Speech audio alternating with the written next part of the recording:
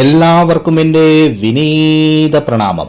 ശ്രീ വിശ്വ വാസ്തുവിദ്യ എന്ന എളിയ ചാനലിലേക്ക് നിങ്ങളെ സ്നേഹപൂർവ്വം സ്വാഗതം ചെയ്യുന്നു. ഹസ്തരേഖ വിജ്ഞാനത്തിൻ്റെ മറ്റൊരു അധ്യായമാണിത്. ഈ അധ്യായത്തിൽ ഭാഗ്യരേഖയെ പറ്റിയാണ് പറയാൻ ആഗ്രഹിക്കുന്നത്. ഭാഗ്യരേഖയെ ശനിരേഖയെന്നും ധനരേഖയെന്നും ചിലർ വിളിക്കുന്നു. ഭാഗ്യരേഖ എന്താണ്?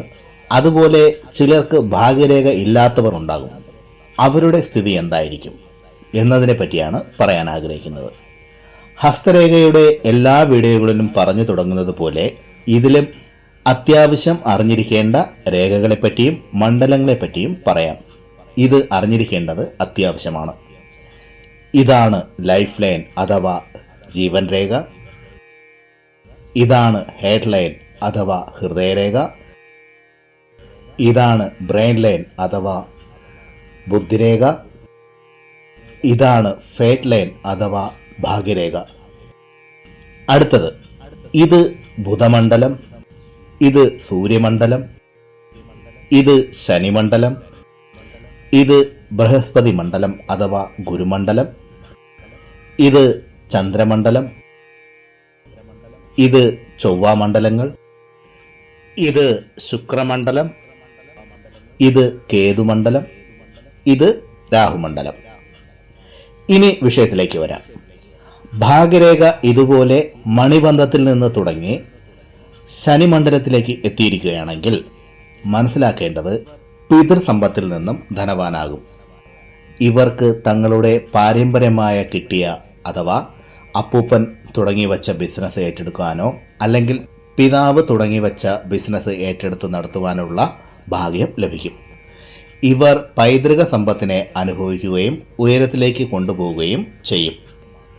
ഇത് വളരെ കുറച്ചു പേരുടെ കയ്യിൽ മാത്രമേ കാണാൻ സാധിക്കുകയുള്ളൂ. അടുത്തത് ഇതുപോലെ ചന്ദ്രമണ്ഡലത്തിൽ നിന്ന് ശനി മണ്ഡലത്തിലേക്ക് പോകുന്ന ഈ ഭാഗ്യരേഖ, ഇത് മിക്കവാറും പേരിൽ കാണുന്ന രേഖയാണ്. ഈ ഭാഗ്യരേഖ സൂചിപ്പിക്കുന്നത് വ്യക്തി സ്വന്തം കഠിനാധ്വാനം കൊണ്ട് ഭാഗ്യത്തെ കൈവരിക്കും എന്നതിനെയാണ് സൂചിപ്പിക്കുന്നത്. അതായത് ഇവർ അധ്വാനിക്കാതെ ഇവരോടൊപ്പം ഭാഗ്യം ഉണ്ടാവില്ല എന്ന് അർത്ഥം. അടുത്തത് ചിലരുടെ കൈകളിൽ ഭാഗ്യരേഖ ചന്ദ്രമണ്ഡലത്തിൽ നിന്ന് ശനിരേഖയിലേക്ക് വന്ന് ഇതുപോലെ രണ്ട് രേഖകൾ ഭാഗ്യരേഖയുടെ വശത്തായി ശനിമണ്ഡലത്തിൽ കാണുവാൻ സാധിച്ചാൽ മനസ്സിലാക്കേണ്ടത് ഇവർ ചെയ്യുന്ന കർമ്മത്തിൻ്റെ ഫലം ഇരട്ടിയായി ലഭിക്കുമെന്ന്. അതുപോലെ ഭാഗ്യരേഖയോടൊപ്പം ഒരു രേഖ ഇതുപോലെ വന്നാൽ ഇതും ഭാഗ്യം ഇരട്ടിക്കും എന്നതിൻ്റെ സൂചനയാണ് നൽകുന്നത്. അടുത്തത് ഭാഗ്യരേഖ ഇതുപോലെ ജീവൻ രേഖയിൽ നിന്ന് തുടങ്ങി ശനിമണ്ഡലത്തിലേക്ക് പോവുകയാണെങ്കിൽ ഇത് ജീവൻ രേഖയിൽ എവിടെ വച്ചാണ് തുടങ്ങുന്നത് അന്ന് മുതൽക്കാണ് ഇവർക്ക് ഭാഗ്യം ആരംഭിക്കുന്നത്. ആ സമയം വരെ ഒരുപാട് കഷ്ടപ്പാടുകൾ അനുഭവിച്ചേക്കാം. എങ്കിലും ആ ഉണ്ടാകുന്ന അനുഭവങ്ങളിൽ നിന്ന് ഒരുപാട് പാഠങ്ങൾ പഠിക്കുകയും ചെയ്യും. പിന്നീട് ഒരുപാട് ഉയർച്ചയിലേക്ക് ഇവർ എത്തും.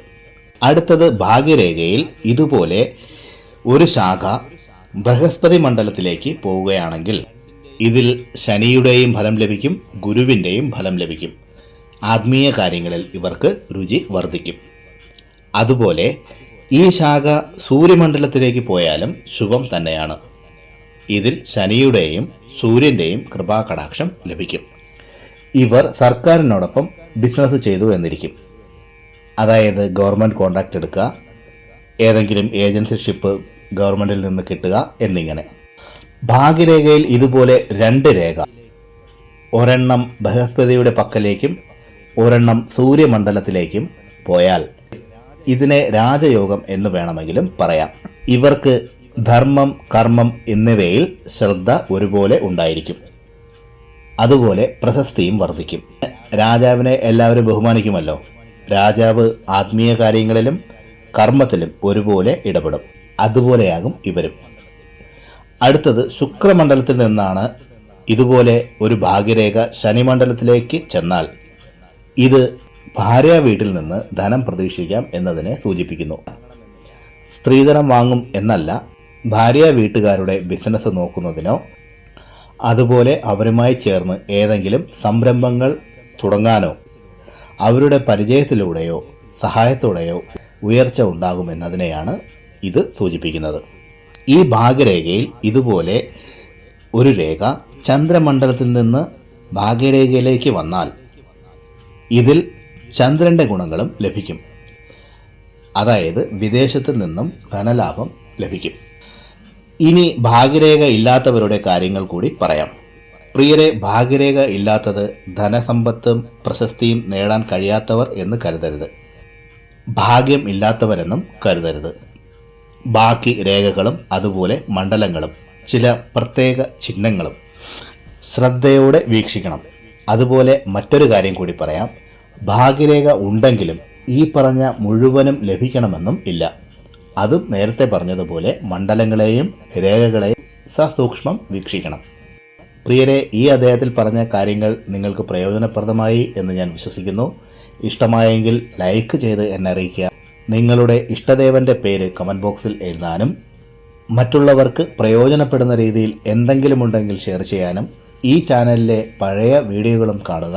പിന്നെ ഞാൻ എപ്പോഴും പറയുന്നത് പോലെ സത്യസന്ധമായ യഥാർത്ഥ വാസ്തുവിദ്യ രഹസ്യങ്ങളും സനാതനധർമ്മത്തിലെ സാധന, ഉപാസന, മന്ത്രരഹസ്യങ്ങളും ഹസ്തരേഖ വിജ്ഞാനവും സാമുദ്രിക ശാസ്ത്ര രഹസ്യങ്ങളും അറിയാനായി നിങ്ങൾ ഈ ചാനൽ സബ്സ്ക്രൈബ് ചെയ്യുക. നിങ്ങൾക്കെല്ലാവർക്കും സർവേശ്വരൻ്റെ അനുഗ്രഹം ലഭിക്കാനായി ആത്മാർത്ഥമായി പ്രാർത്ഥിച്ചുകൊണ്ട് നിർത്തുന്നു. നന്ദി, നമസ്കാരം.